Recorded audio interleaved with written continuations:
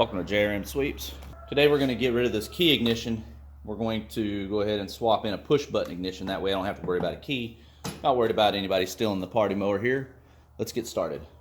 All right, this is up underneath the mower here. I have it disconnected. All right, what I'm going to do here is take a tester light. We're going to figure out which one of these is the constant hot. And then from the hot, we're going to figure out which one of these is going to go to the starter solenoid that'll activate the starter. So I know that this guy right here, it's the second one on the far right. Now all I have to do is just take a jumper wire, and I'm going to just do a process of elimination here. Hopefully I won't blow a fuse or anything. Figure out which one of these is the starter solenoid. Have the jumper wire in place.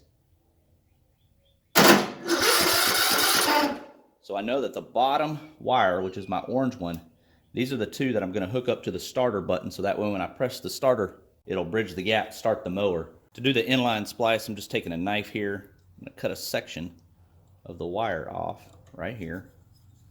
Have the battery disconnected. I already confirmed that this wire is a constant hot.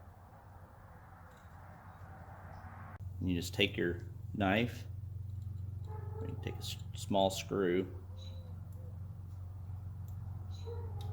What you're going to do is you're just going to open that up, put your little hole there, and then we'll take our wire and we'll run it through that little hole, and then I'll just wrap it. There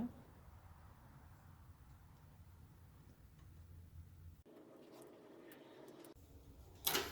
Okay, this will be wire number 1 that we're going to run to the button. Then all we need to do is just repeat that process to the orange wire here. That'll be the second wire we run to the button. Alrighty, I'm ready to go ahead and drill the hole here. I have the lawnmower ready to go to start. I have to figure out which two wires I need to bridge together to turn it to run with an on-off switch. And to do that, I've already figured this out. It's going to be the B to L. So what I have here is a jumper wire. We're going to go from B to L. We'll press the start button, see if this fires up the lawnmower here.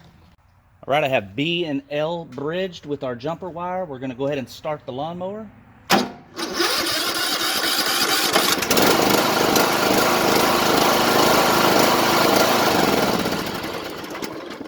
Now what I'm going to do is wire up an on-off switch from B to L.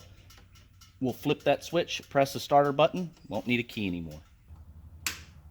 That simulates run with the key.